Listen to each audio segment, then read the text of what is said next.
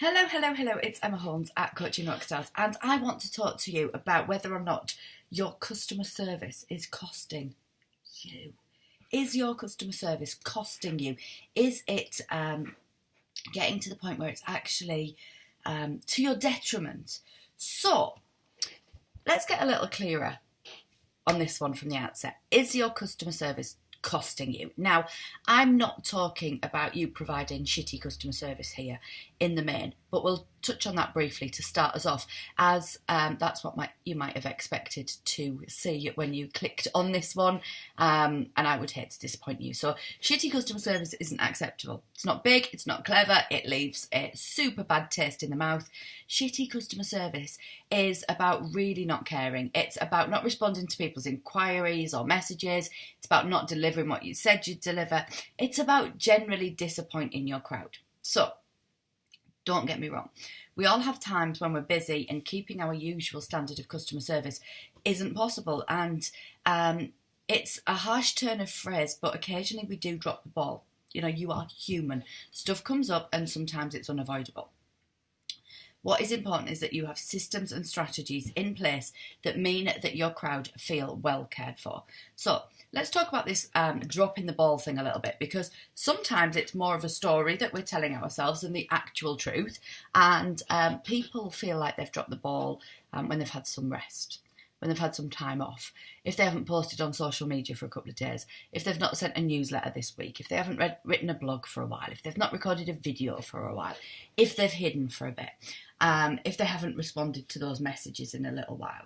You know, that can make you feel like you've dropped the ball a little bit. It can make you feel super guilty, and you can get massively overwhelmed about getting things back on track. But it's okay. You are human, and sometimes stuff happens that interrupts the plans. Sometimes circumstances arrive whereby you need to take a step back. You don't need to beat yourself up about it. It happens to everyone, and it's totally okay.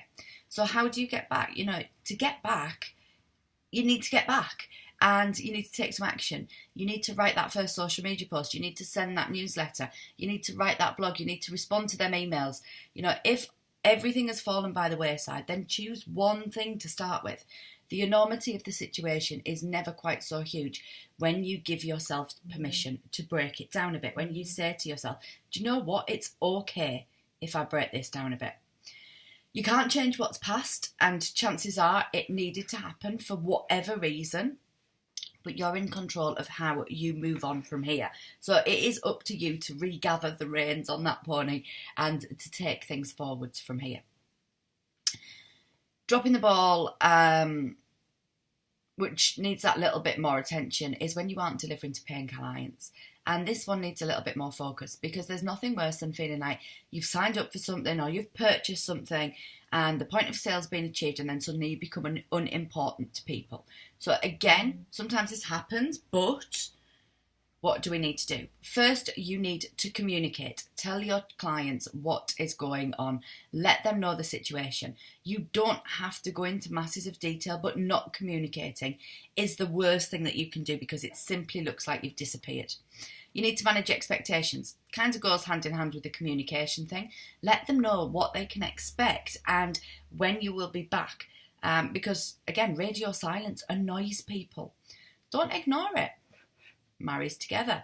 As soon as you can come back and serve the pants off your crowd, don't think, gosh, I've dropped the ball there and I just won't be able to come back from this and I won't be able to make things right. You know, get in there, get back in and make things right.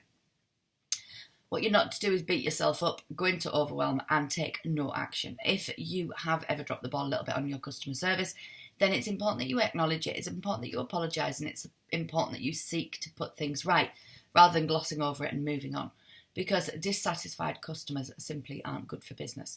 So that's the bit that you were expecting out of the way. Let's move on to what I actually wanted to talk about. What I actually wanted to talk about is whether or not your customer service is costing you. Because I know that a lot of heart-centred and soulful entrepreneurs are passionate about serving their crowd. They are super keen to help other people. I'm not an exception to this one. And I've probably at times cost myself when it comes to my customer service too. I want to reply to that message. I want to help people get unstuck quickly. I want to be there for my one-to-one clients, and I want them to know that they can rely on my support. I go above and beyond at times because I truly don't want anyone to be stuck. And my purpose is to enable the ripple. So if I can help you, you can go on and help more people. The ripple has begun. So it's important that you look at it. I know that I can't keep my volume on my phone.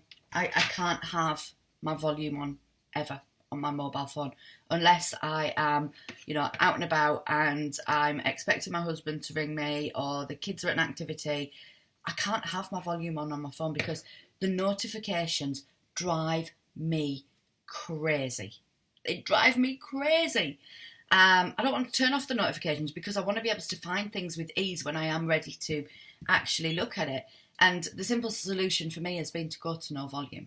So, can you see where I'm going with this? Is your customer service costing you your rest time, your time out, your time off, and ultimately your sanity?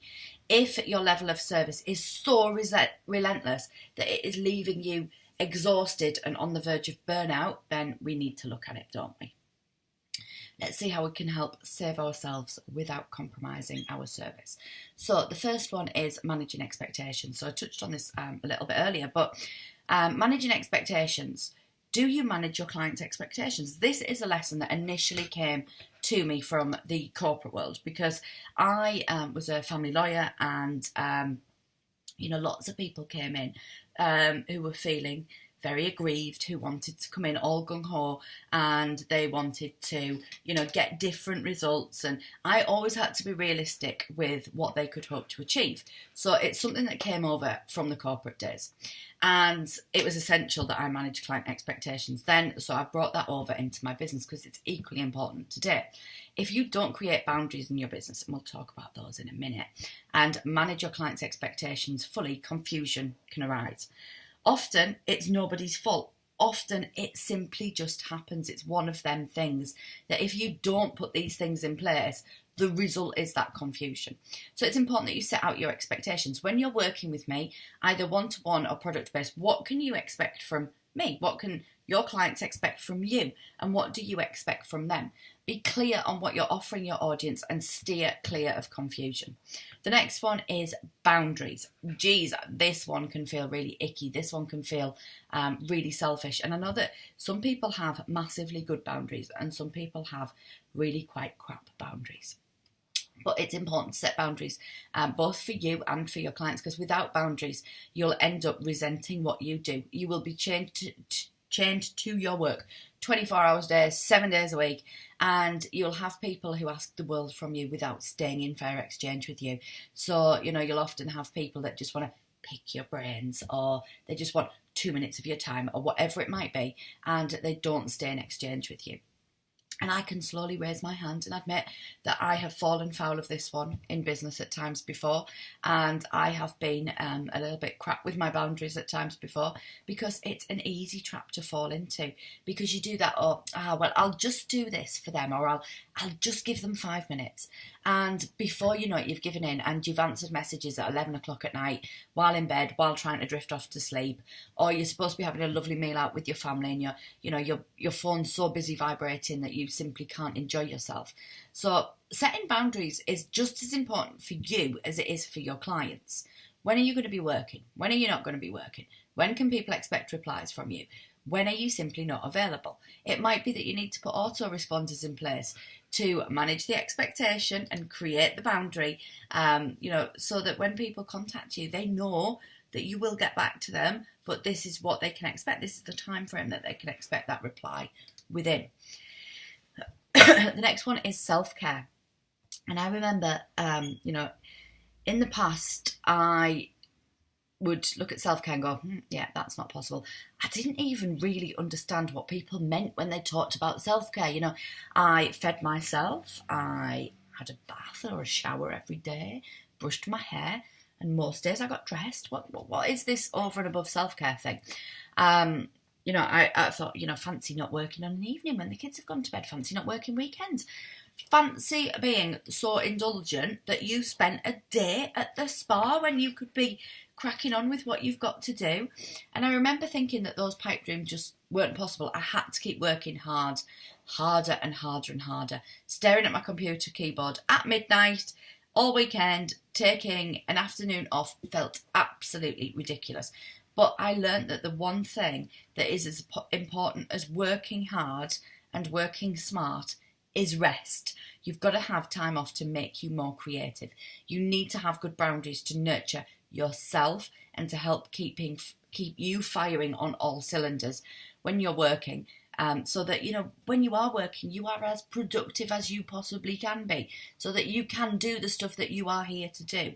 And you need to take time off to serve you and to serve your crowd. It's not lame, it's not selfish, it's not indulgent.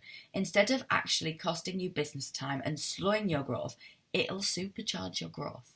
Sidestep the hustle. Embrace yourself as your biggest business asset. And make sure that your customer service isn't costing you. So, I hope that's been super useful for you today, and I will speak to you really, really soon. Bye!